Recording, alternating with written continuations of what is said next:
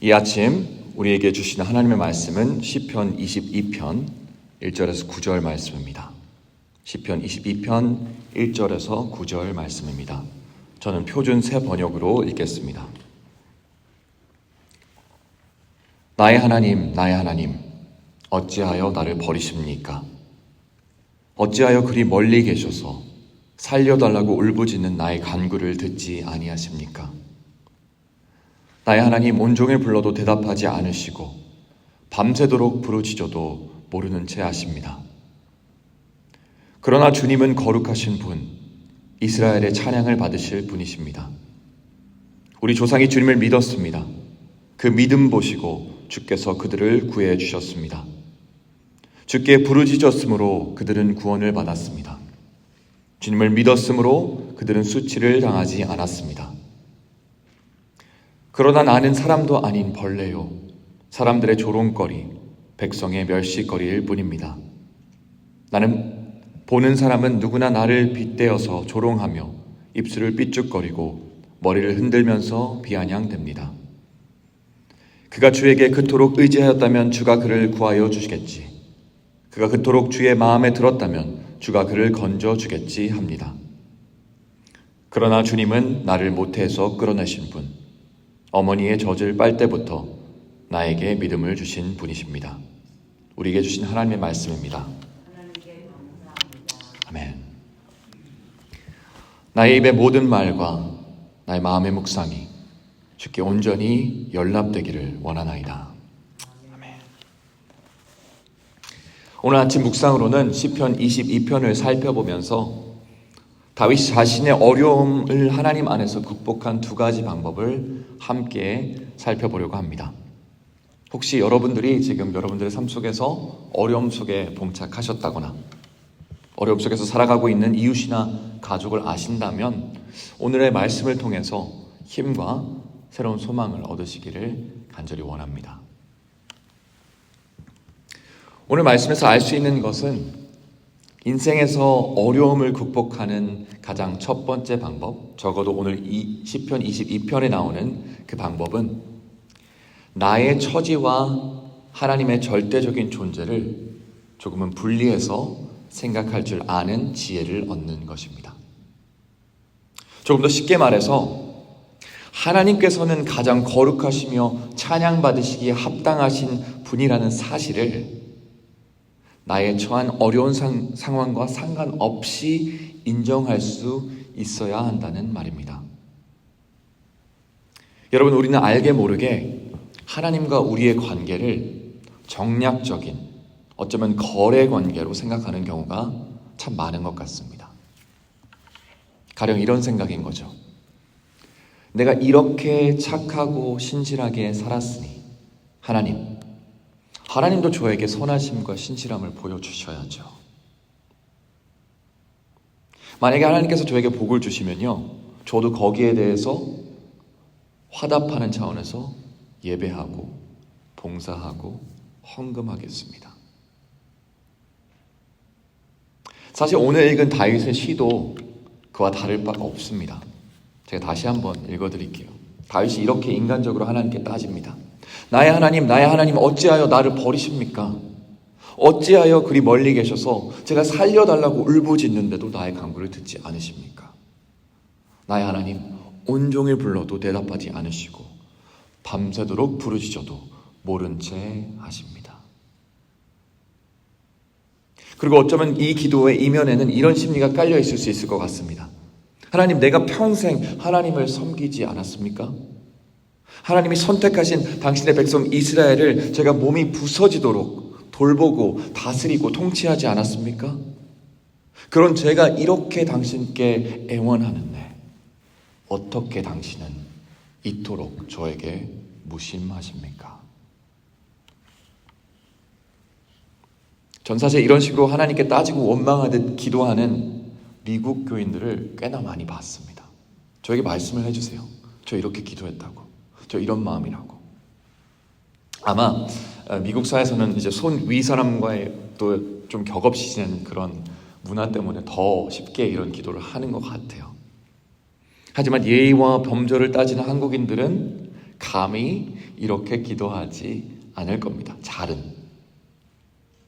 대신 우리는 우리의 삶과 우리의 몸짓과 발짓과 살아가는 태도와 생각으로 우리의 불만과 짜증과 조급함을 마음껏 표출합니다. 똑같아요. 사실 이런 식의 신앙은, 그리고 신앙 양식은 지극히 주술적이고 무속적입니다. 신이시여, 제가 이걸 해드릴 테니까 이걸 해주세요. 거래죠. 아까 말한 것처럼.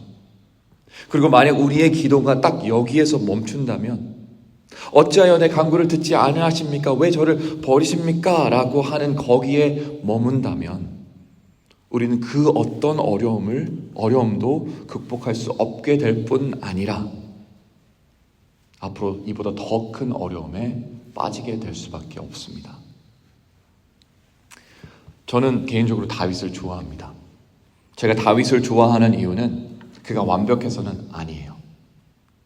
정말 살펴보면 어떻게 이렇게까지 못난 사람이 왕이 됐을까라는 생각이 들 정도로 다윗은 망가진 사람입니다. 하지만 제가 좋아하는 이유, 다윗을 좋아하는 이유는 그는 항상 배우고 변화할 줄 아는 사람이라는 것에 있습니다. 그리고 그런 다윗은 오늘 시편 22편에서도 금세 알아차린 것이 있습니다. 하나님 앞에서 불만과 조급함을 토로했지만 결국은 자신의 어려움과 상관없이 하나님께서 위대하심을 알았다는 것이죠. 이렇게 말합니다.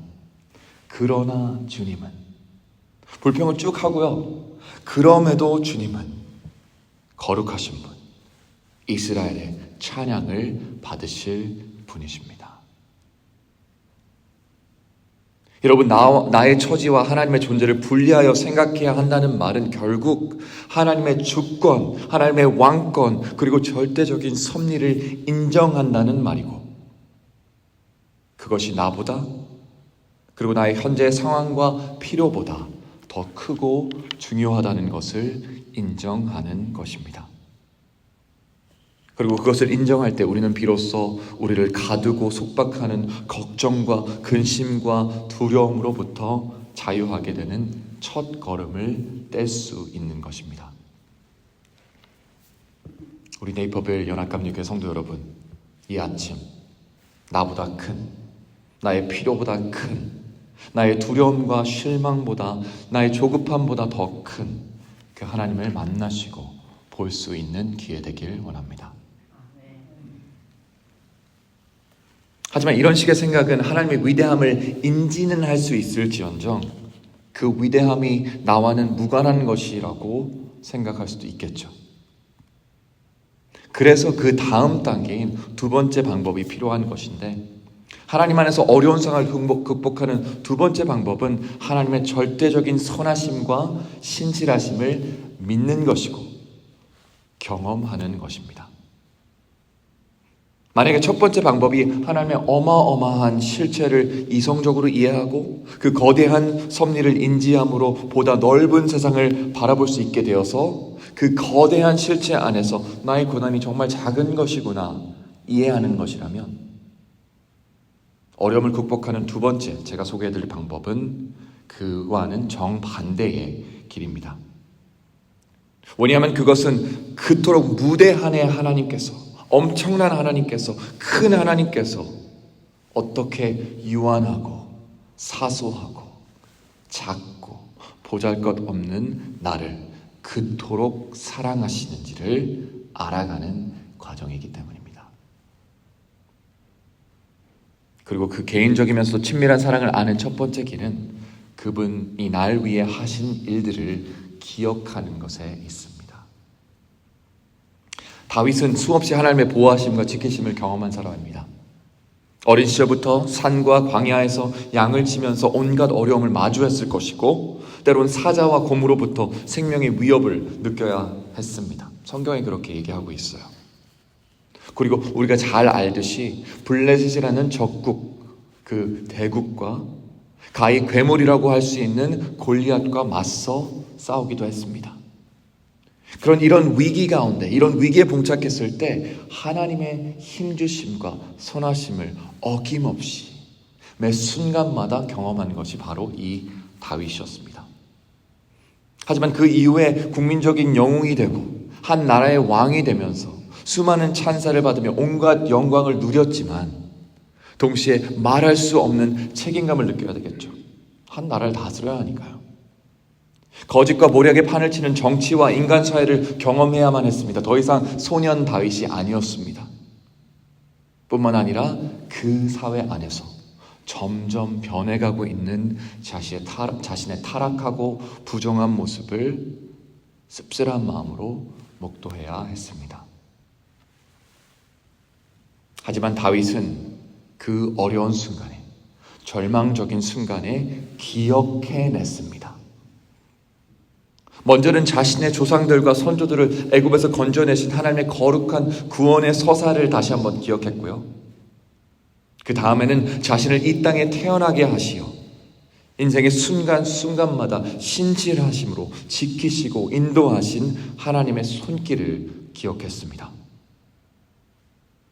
그리고 비록 자신의 현재의 모습이 벌레와 같이 비천하고 죄악돼 보여도 그런 그조차 포기하지 않으시고 어머님의 뱃속에서부터 지금까지 꾸준한 사랑으로 자신을 지키신, 지금 잘 보이고 느끼지는 않지만 언제나 항상 계셨고 그의 목소리를 들으셨던 그 하나님을 기억했습니다. 그리고 앞으로도 그렇게 하실 거라고 믿었으며 그 믿음 주시는 분 또한 하나님이시라고 고백하고 있습니다. 나의 하나님, 어찌하여 나를 버리십니까? 어찌하여 그리 멀리 계셔서 살려달라고 울부짖는 나의 간구를 듣지 아니하십니까? 아마 이보다 간절하고 꾸밈없는 기도는 없을 것입니다.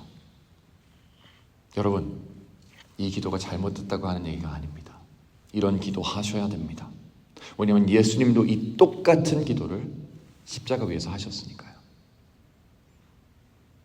하지만 제가 확신하는 것은 이것이 우리의 기도의 종착지는 아니라고 하는 것입니다. 우리의 삶이 나아가야 하는 방향, 그리고 시련과 고난을 이기는 성숙한 기도는 결국은 그러나 주님은, 그럼에도 주님은 나의 하나님이십니다. 위대하신 하나님이십니다. 라고 고백할 수 있는, 내 원대로 마옵시고 아버지의 원대로 되기를 원하나이다. 예수님처럼 말할 수 있는 그런 기도라고 생각합니다. 이 아침 여러분들 기도로 나아가실 때 여러분들이 처한 처지와 상관없이 거룩하시고 찬양받기 합당하신 하나님을 경험하시고 만나시는 여러분 되기를, 그리고 그런 처지에 나를 저버리지 않으시며 우리의 상상을 초월하신 신실하심으로 나를 지키셨으며 앞으로도 지키실 것이라는 믿음을 가지실 수 있는 여러분 모두 되시기를 이 아침 주님의 이름으로 간절히 축원합니다. 기도하시겠습니다. 사랑의 하나님, 때때로 우리의 기도가 울부짖음과 같이 될 때가 있습니다. 하나님께서 너무나도 침묵하시고 그 어떠한 말씀도 우리에게 주지 않으시는 것 같아서 우리의 마음이, 우리의 심령이 답답하고 어려울 때 있습니다. 하지만 하나님, 우리가 기억하게 하여 주시옵소서. 우리보다 위대하시고 크시고 놀라우신 그 하나님께서 단 한순간도 우리의 기도를 듣지 않으신 적이 없으시며 늘 신실하심으로 우리의 삶 속에서 역사에 오셨다는 사실을 다시 한번 기억할 수 있게 하시고 다시 한번 우리의 믿음을 거기에 쏟게 하여 주시옵소서. 우리의 믿음이 부족합니다. 우리의 끈기가 부족합니다. 우리의 열심이 부족합니다. 우리에게 힘이 없기에 성령 하나님 우리 마음 가운데 오셔서 우리로 하여금 하나님을 영화롭게 하는 기도를 드리게 하여 주시옵소서. 감사를 드리며 예수님의 이름으로 기도합니다. 아멘.